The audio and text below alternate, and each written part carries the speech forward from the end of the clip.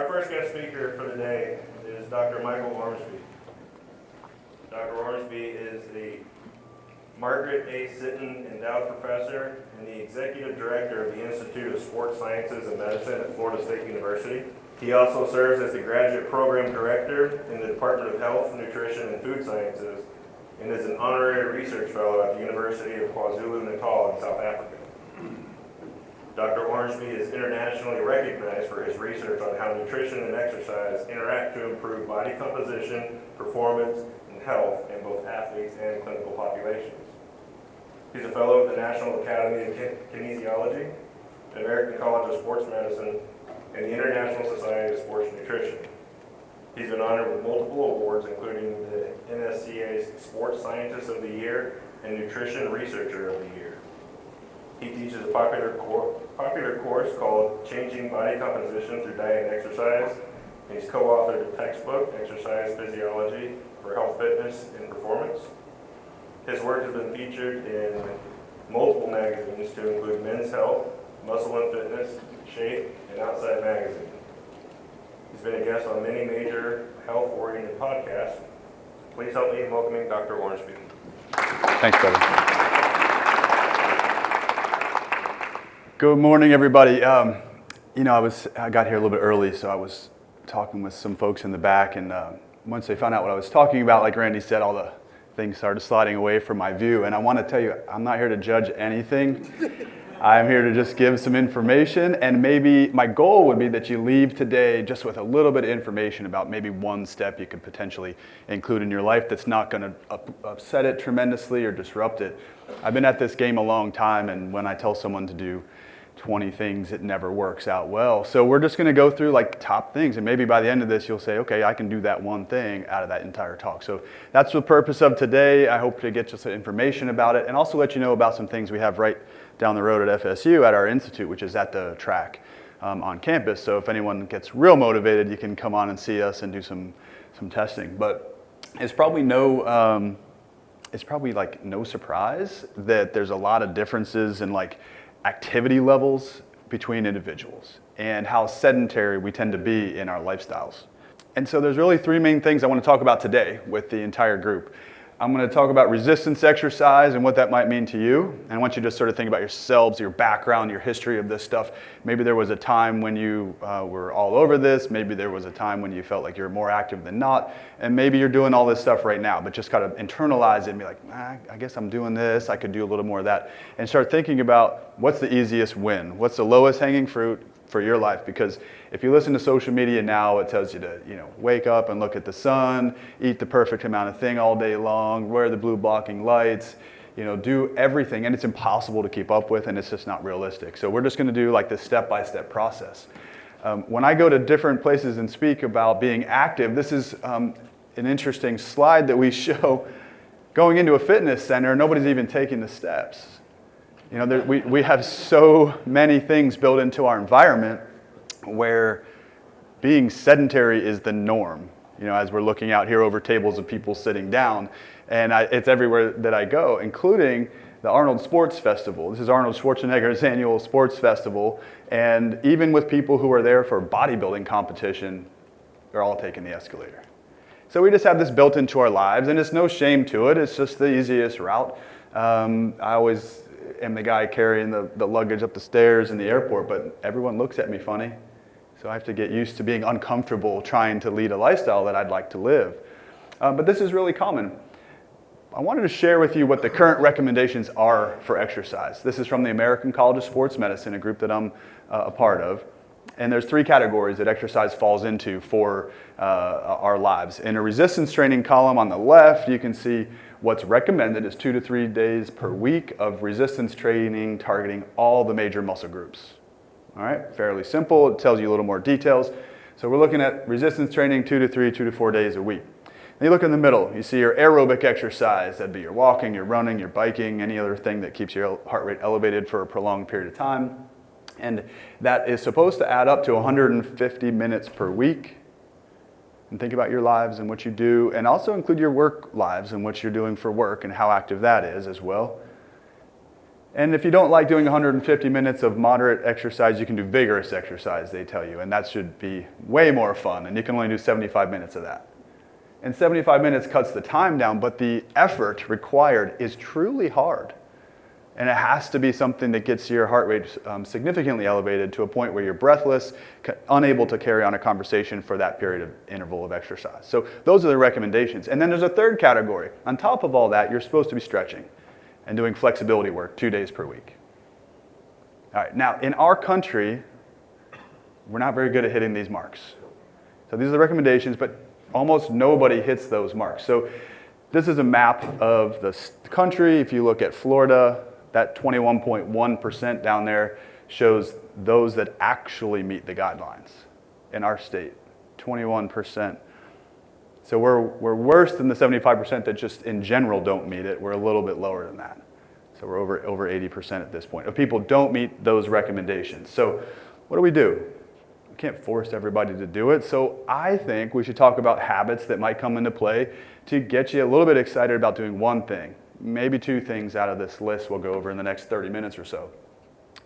So people don't care about health or fitness until it's too late.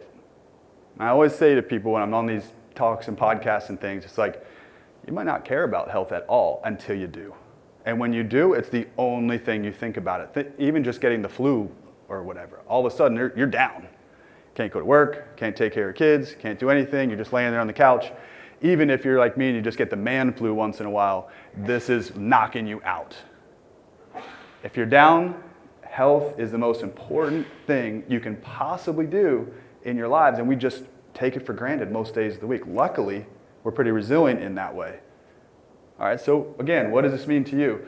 The sitting epidemic. I don't know what your jobs are like day to day, but currently we're sitting, and I'm in a job that despite being in exercise physiology and nutrition, I also sit a lot and write. I sit a lot.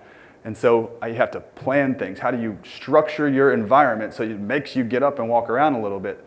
On the side, you see 6+ hours of sitting puts you in what I was calling the danger zone, increases risks of mortality by 20%. So if you're daily sitting 6 hours straight, take that into account. In the middle, 47% of work hours of average Americans spends nearly half of their waking hours sitting. Think about your day. In a normal day for you, are you sitting half of the day? Or are you forcing yourself to get up and move and walk around a little bit? And on the right-hand side, you can see the 11-hour mark. That's daily average, the total sedentary time for typical office workers. And we're sort of forced into this structure. And so that led some to say that your chair is actually more dangerous for you than your phone in terms of overall health outcomes. Is that true? I don't know. I like to sit too. There's times when you just want to sit down. But what can we do? What are some things we can implement? So I wanted to talk, one of the goals today was talk about resistance exercise, which necessarily includes muscle. So if we think about our muscle mass and our strength, that is the #1 predictor for our overall health span. So you probably heard of lifespan, how long are you going to live? But health span is of your life, how long are you healthy? Because if you're alive till 100, but your last 20 years are in a bed, that's not a great health span. But if you're alive till 80 and you're healthy up till your last day, that's a great health span. You've lived your whole life in a healthy way. All right, so that's the health span piece. But muscle directly impacts many chronic diseases on top of being sort of an aesthetic thing, something you like to have, strength. For me, I've got little kids. I like to be able to throw them around in the pool and do different fun things. And that's something that I attach to. But like, find your why. What is the reason that you're interested in doing any of this? Because you may not be, but like, is there one thing you can attach to that's like being around for your kids or your grandkids or whatever it is? Think about what that might be. But if we have enough muscle tissue, our muscle mass and strength, that helps us with blood sugar control. Blood sugar control, when it gets out of whack, can lead to diabetes, insulin resistance, and a whole host of other factors that can be a problem. But there are simple solutions to sort of take care of that. One of those is having more muscle. More muscle, you can put that sugar from whatever you ate into the muscle, and it gets out of your bloodstream. Creates a little better environment for you. Also helps with fat burning capacity, because the more muscle you have, the more calories you have the more muscle you have to actually burn calories throughout a day, the more locomotion you can have. That also helps with overall caloric balance and fat management. your resting metabolic rate, the amount of calories you're using just to sit there right now and listen to this, goes up a little bit if you have more muscle mass on you. Hormone balance, bone density, strength, power, and mobility, all of those things have to do with muscle. And we don't train them. So like maybe some of you have had an experience where your parents or your grandparents, somebody fell perhaps, slipped and fell. I know I'm experiencing that now with my parents and my grandparents are gone, but that's the number one thing that's going to take you down is breaking a hip or breaking something when you fall. But you know, we can't fall. We don't have the muscle mass, strength, and power to quickly move our foot to catch ourselves if we fall. Like right now, if you slipped off the curb, you're lucky enough, your foot will respond and quickly move underneath you and catch you so you don't actually fall down. But if you lose that ability to move quickly and don't train that way with your exercise selections, now you're in a place where one time you're going to slip and not be able to get your foot underneath you. And that's when you have problems come about. So resistance training, the act of lifting objects purposefully through a range of motion to build muscle and to sometimes do that quickly is a huge benefit for us. If you look at the two tissues themselves, so fat mass and muscle mass, which we all have, and everyone needs both, by the way. So I'm not saying don't have any fat mass. We need fat for sure.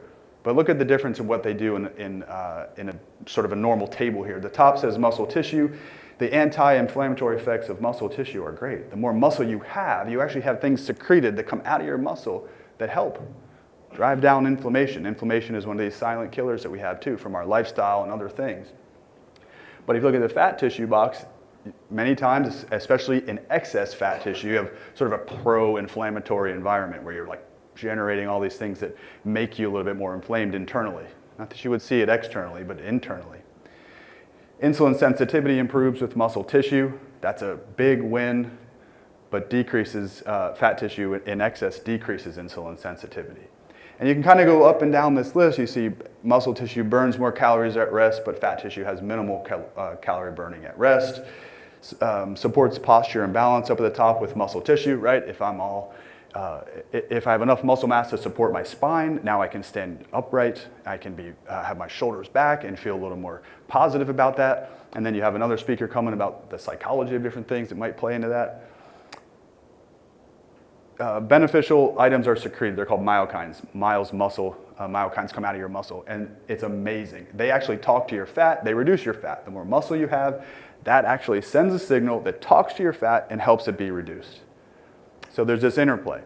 And when I talk to a lot of people about weight training or even just overall lifestyle stuff, like, I need to lose fat, I'm like, well, let's think about things we can add to our life rather than subtract, because then you're not in this mindset of, oh my goodness, I can't do that. I want to take all this out of my life. I like this stuff. What can you add? Can you add one day of resistance training? Maybe you do it at home. Maybe it's just lifting some stuff around your house, or you're purposely playing with your grandkids in a way that's not just watching them. You're involved.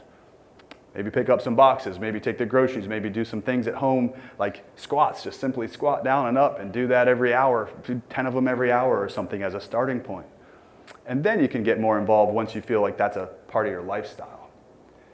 As we move along here, I want to also point out the longevity piece, because if you have more muscle, you live longer. There's a direct connection. Research shows people with more muscle mass have lower all-cause mortality rates. You're simply more indestructible. You have an opportunity to add muscle, which will be really good for survival. If you look at the figure on the right, you can see several different items up here. This is a survival probability. So they took individuals, in this case, they took 4,400 adults over the age of 55, looked at their muscle mass, and then followed them for 200 months. And when they followed these people over 200 months and they looked at how much muscle mass they had, those with more muscle mass lived longer. And those with low muscle mass on the bottom line, they didn't live quite as long. So there's a link now showing that if we have more muscle mass, the chances of us living longer is there. So that's why we call it this organ of longevity, this health span tissue. What if we stay active? This is what it typically looks like. If you're doing an MRI cross-section, maybe you've gotten that MRI machine before where you slide into it. These are images from that of your thigh. On the left, you see a young, active person, 25 years old, and that muscle, I guess you can see it with this pointer. So there's a small layer of fat around the outside, that's normal.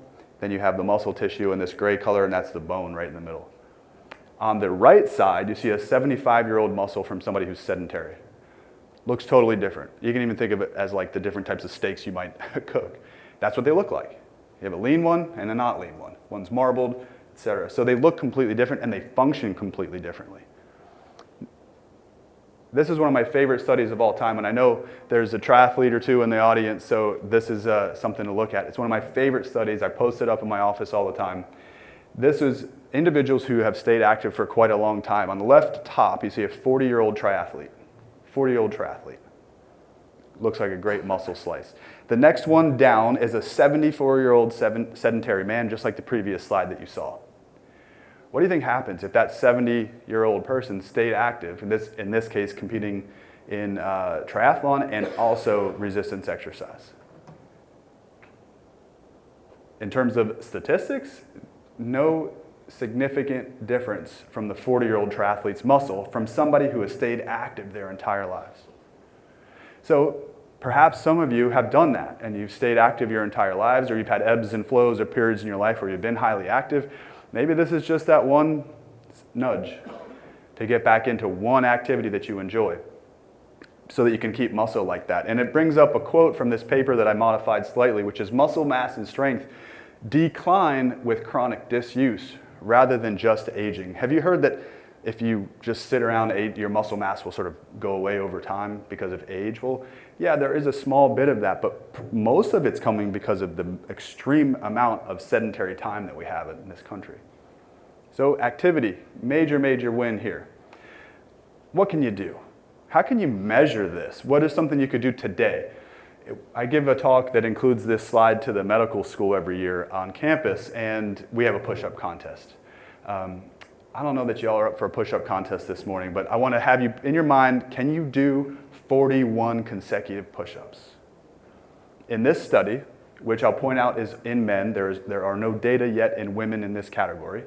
These are male firefighters. Those who could do 41 consecutive push-ups had the most protection in overall cardiovascular disease outcomes.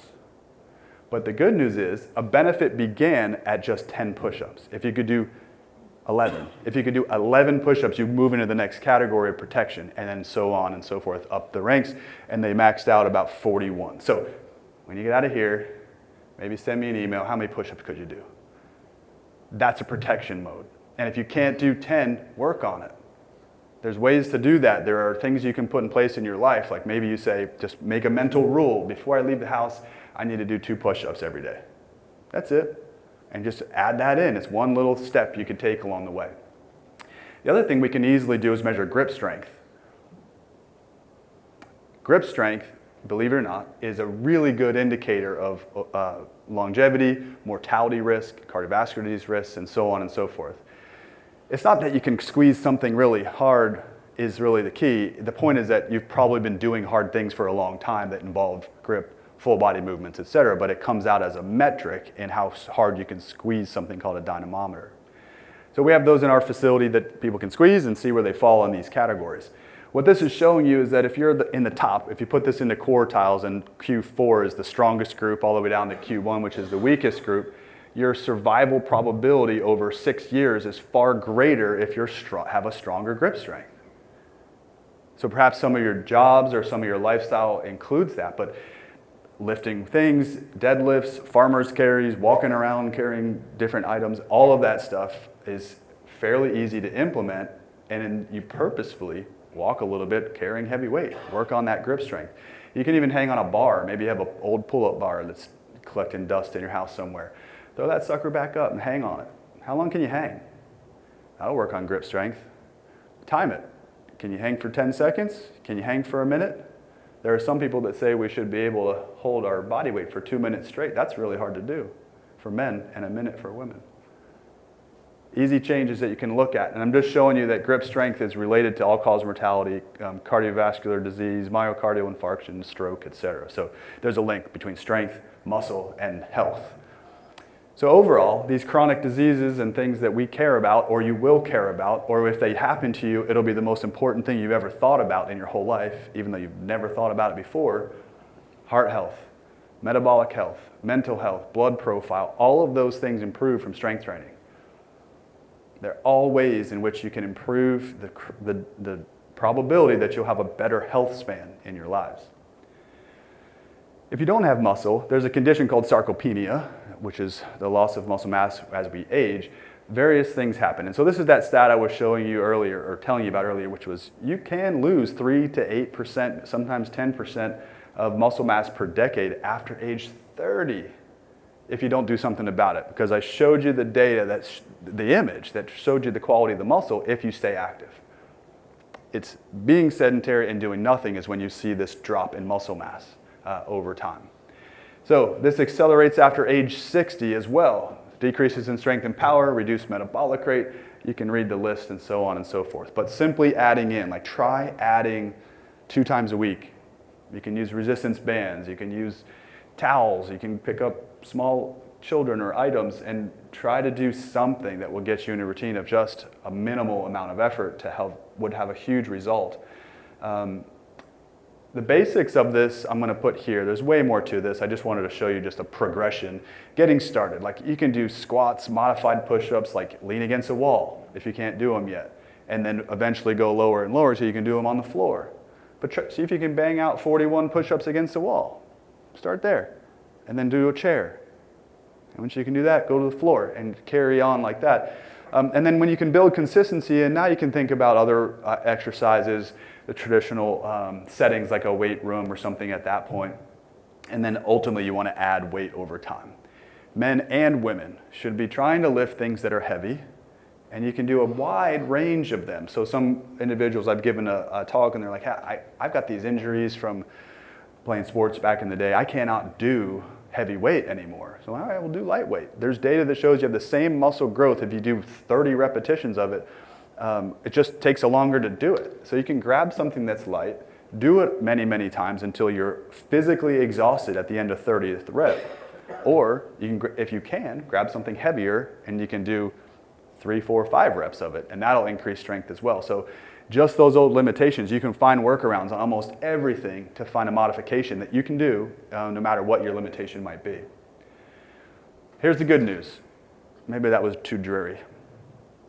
Half the exercise of what's recommended will still help. All right, so I told you like 80% or so of Floridians do not exercise according to the guidelines. That's okay. If we can get half the amount of exercise that I said. So instead of 150 minutes, cut it in half. Instead of the weight training 2 to 4 days a week, maybe you just get that 1 day a week. Half the amount will still provide benefits, and there's data to back that up well. It's not perfect, but the point is do something. It doesn't have to be full go, just do something. Now, what about cardio? I don't know, other than some folks in the room, I'm not sure how much running's on your profile. But there are ways to do exercise and keep your heart rate elevated, which are not boring, which are not hurting, which are hopefully fun activities you can involve your family in perhaps. But 150 minutes is the target for that sort of low, moderate type of exercise, and the benefits are huge. Heart health, you probably heard about that. Cognitive benefits, protection from like dementia and other areas like that are huge. Immune function, respiratory function, all of those things come into play if you do some aerobic exercise. All right, now, how does this look? You probably heard of the 10,000 step rule that circulated for a long time. You got to get 10,000 steps. Sometimes that's extremely hard to hit. And luckily, a research paper came out just the last 2 weeks that showed we probably don't even need to hit that. If you just hit 2,000 steps a day, you have initial risk reductions in many different areas. Just 2,000 steps. I would bet everybody's carrying a phone on them. That thing counts your steps for you one way or another and is probably not very accurate, but it's somewhere in the region. And you can get over 2,000 steps, you're in the ballpark. And the goal should be about 7,000 steps at this point. The 10,000, you still get added benefit if you go above 7,000, but most of the benefits will happen at that 7,000 step mark. So check your phones. If you're wearing a watch, you wear any of the smart technology, that's an easy win. Check your steps. You can start by walking. This is a great activity. You got a dog, you got a spouse, children, whatever that can go on a walk. You can do together. It's not intimidating. It's in your own neighborhood. You can start by walking. Just walking alone will have a 50% reduced mortality rate by 7,000 steps a day. That's insane. Just 7,000 steps a day cuts your risk in half. The other part is blood pressure regulation, which I'll talk about in a minute. Blood pressure is another one of these silent killers. Medications do help with this, but I want to talk about that because it's not often discussed with your primary care docs. And then I want to show you that 30 minutes of exercise, like post-meal, maybe make it a routine. You have dinner with your family, go for a walk. Maybe that's all they can fit right now. Go for a walk. That alone significantly improves insulin sensitivity. That alone, so just for an example, I have family members that struggle with diabetes. And when we just implemented walking after dinner, that alone drastically improved all the morning sugar levels that she took every single day. Very simple add-on. 30 minutes after dinner was a routine that fit into a lifestyle, and maybe it would for you as well. So here's another point. You can walk just 10 minutes regularly, maybe after your lunch, maybe after your breakfast. It's not happening today. Y'all are stuck in meetings all day. But when you can, try to get just 10 minutes in. That's pretty doable. You don't have to change. I mean, it is really hot outside, but everyone's used to seeing wet shirts around here. So do that. 10 minutes would help. What can you measure? Anything else you can measure in this space? If you're wearing a watch, I see several people wearing smart watches in here. That's a real easy way to do it. And usually you look at your morning heart rate. Your morning heart rate, right when you wake up. Hopefully in a state where the alarm didn't blast you out of bed, like if you have a child jumped on you or something, you just have a normal wake up. This is the number of beats per minute while you're completely at rest. It has a lot to do with health. The healthy range is about 60 to 100. It varies genetically, it varies by your athletic experience, your exercise capacity, but you'd like to be in that 60 to 100 for sure. And athletes can go down below 40, we've seen before, with resting heart rate, which means it's just so powerful. It pumps so much blood per beat that it doesn't need to beat 100 times. It can beat half of that. That's pretty cool. Saves the longevity of your heart. A lot of things influence this number, so you just want to do it over time and just keep a track record, like where is it heading? It's very simple to measure. Blood pressure. They make automated cuffs, maybe have them at home. They're very easy to use, or you run into a CVS or something, stick your hand in the thing that squeezes your arm, get a number. Do it from time to time. It's nice to have a consistent number on here. What does it mean? You've heard this forever, 120 over 80, 120 over 80. What in the world is 120 over 80? The top number, 120, is the pressure in your arteries when your heart is contracting. So when the blood comes out, it's flying through. That's the pressure in your arteries that's happening when your heart contracts. And when your heart is at rest, right between the beat, the lower number is what you see there. It's the pressure with your heart at rest between beats. So 120 over 80 is where you're targeting for this. Hypertension is listed here with 140 over 90.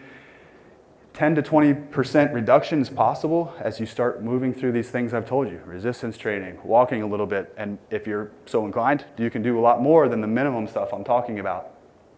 But you have this 2 to 3 times risk increase in many different things with blood pressure that's out of control. It's very slippery slope once you start being completely sedentary, medicating, and trying to control that as different diseases come on. I've seen it with my own family in managing multiple things. And exercise could be such a powerful thing. That's why we call it exercise is medicine. It is medicine. All right, things you have to be in a lab to do. Luckily, I have a lab right down the road that if anyone's inclined can do these types of tests. This is a VO2 max test. VO2 max is like the amount of oxygen you can take in and utilize while you're exercising. It might not mean much to you right now, but it's a powerful indicator of health span and longevity. Health span and longevity. If you're in the top quartile of this, like the top 2% of people who have the highest VO2 max versus the lowest 25%, that has a 5-fold lower risk of all-cause mortality. The amount of oxygen you can take in and deliver to your muscles. You would have to be in a lab to measure this, but it's a great tool. And some people say, I'm not doing that. I don't want to know what it is. That's one way. Or we flip it. Let's get that baseline. And let's see how much better I can be 6 months from now. Let's see how much better I can be 12 months from now. The changes in lifestyle that have come on for all of us didn't happen overnight. They crept on. So you got to give yourself a shot, one step at a time, to work your way back to whatever your goal is in this particular area. My last couple of comments are going to be about nutrition because we do a lot with nutrition as well. And I just want to touch on one topic, which is protein. So I know you're having Four Rivers afterwards, which is no problem. You've got protein coming in. We'll talk about some of the choices that you can have with it. Protein has a lot of things going on right now. It's all over the news. It's being added to things you would not normally have protein in. It's like protein noodles, and all these things are really popular right now because it's this health halo. If you hear protein, you buy it. So even on junk food, if it has a protein, marker on it, you buy it because you're like, oh, that's a better choice. So good for marketing. Let's talk about what that actually means. Here are some other myths around protein. Do we eat too much protein? All you need is 20 grams of protein for the best response in your muscle. If you're going to try to lose weight, reduce your protein intake, and eating protein before bed will add body fat. So those are all the myths and misconceptions going on. Let's quickly go through those. Protein is our fuel. Fuels our muscles. It also helps with every one of our cells. Most of your hormones also are proteins. And so it is a really, really important factor for many different things. You're being told by the RDA, the recommended dietary allowance, to eat what's called 0.8 grams per kilo. Let's do that in our units. 0.36 grams per pound. 0.36. So take your body weight, multiply it by 0.36. You can do it. Take your thing out. Do it. Take your body weight, multiply by 0.36, and you will see the absolute minimum amount of protein that you need to be eating to avoid disease. All right? That number is about half of what the research is telling us puts us in more of an optimal range. So now take whatever that number was and double it. That's the target. And some people say, dang, I can't eat that much protein. Well, we're very, very bad at writing down and then analyzing our own diets. So take a little bit of time to do that one day. It's a good exercise. But protein needs should be a little bit higher. In our country, we eat probably on average, about 1 gram per kilogram, which is slightly higher than that 0.36 mark. But for optimal conditions, in many different research studies, it ends up being a little bit higher. And the higher dose is about 0.73 all the way up to about 1 gram per pound at the very high end for people who are very, very active. All right, so why? Muscle protein synthesis occurs when we have a dose of protein that's about 20 to 40 grams in one sitting. So at your lunch, you're going to for sure get 20 grams of protein if you have the barbecue. That's great. But what did you do for breakfast? Most of us back-end protein, where you have most of it at dinner. You walk out the door, you don't have anything, or a cup of coffee, whatever, and then you have lunch, it's a little bit more, and you try to hammer it all in the back side of the day. I would definitely recommend sort of trying to help with that and add a little bit to breakfast. Maybe that's your one win from today. Can you add anything to your breakfast profile out the door that will help you just get a little bolus in the morning? You've been fasting through the night, sleeping. That's a time when your muscles could really use a bolus of protein to stop any sort of degradation that's occurring at that time just from the lack of food intake. All right. So I like to, again, what can you add? Like I'm telling you to add resistance exercise or add a 10-minute walk. Can you add protein? Don't talk about reducing things yet. Can you add more protein to your diet? The magic of that is protein alone is real satiating. It makes you feel full for a longer period of time. So if you do that, you will spontaneously probably eat less of the other foods. You're just full, and you're full for a longer period of time. And so if that's the snack of choice, you end up eating less overall calories in a day just because you feel a little bit full for longer. All right, that's a great outcome. I want to back up what I say with data because I'm a scientist, but these are some information about where we eat in protein in this country. The range is 10 to 35%, and we eat right under that 15% mark in this research study. But we can go quite a bit higher. We're nowhere near the top of what's recommended. We're just at the base here. We're just above 10 and well below 35.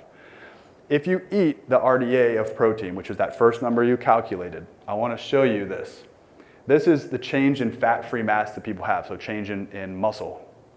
If you eat at what we're being told to eat over time, that still results in a loss of muscle mass. So the data show if you eat that low number, you'll still have a loss in muscle mass over time, particularly even if you're weight training. So you have to bump that up a little bit. You don't have to go all the way to 1.6 right away. Like I said, you can't do it all at once. Just do one thing. What can you add? What little bit can you add to the mix? Also, our age matters. If you're 20 years old, a 20-gram bolus of protein will probably maximally stimulate your muscle. But if you're over 40 or older, you're going to need closer to 40 grams in one sitting to have the best response in your muscle. So each meal you should be strategically thinking about, where's my protein bolus, and then fill in the other foods around that and make sure you have that fill. I want to share also that if you're purposefully trying to lose weight, which a lot of people are, don't lower protein, increase it. For the other reasons that I've said, there's lots of reasons to do it, but here's the data. If you eat the current recommended dietary allowance while you're on a 40% energy deficit, which is quite big, so you're just not eating a lot, the amount of muscle you lose is 58%, but if you double your protein, you're only losing 30%. So you're hanging on to muscle while you're losing weight, so long as you're resistance training and adding more protein to your diet. So pretty easy win there is to increase the protein and start the resistance training world. My last note on this protein bit is that yes, before bed, if you are hungry, there are options. It's not a great idea to have what everybody wants us to do and run like, these eat a whole pizza, eat a carton of ice cream kind of studies. But if you have a small protein bolus before bed, we are seeing absolutely no difference in the way that our body mobilizes and burns fat. And we see over 4 weeks of time a reduction in fat mass over time. We're talking 150 calories, real low calorie foods that are protein dominant. That could be Greek yogurt, that could be a little bit of scrambled eggs, that could be cottage cheese, that could be a protein shake. Those things all have been looked at in one way or another. Can't get out of a nutrition talk without hearing a little bit about fiber. Fiber comes in your plants, in your whole grains. That alone is a great tool for health. It does all of these things with your gut bacteria, really, and cholesterol management and feeling full, that it's a great add-on. So if you're a vegetarian or a plant-based eater, you can easily add in, you're getting all this fiber for you. But if you're a meat eater and don't eat a lot of veggies, that's your win. Your win would be simple swaps, add fruit, vegetables, not because you love the taste, but because it is making you healthier from top to bottom. Here's some easy swaps for you if you're interested. Breakfast upgrade. You're used to cereal out the door. Try to swap with Greek yogurt of some sort. Maybe mix it with things you like, any kind of berries or nuts or anything like that. Lunch, if it's typically a sandwich, try to add in some vegetables at that point. And then some snack upgrades, like if you're used to crackers or chips, maybe trying hummus and anything else that you can get in that. You might look at me like, who's doing hummus in this? All right, fine, go have another snack. But try to have something that's protein dominant and get a vegetable in, okay? How much do y'all eat?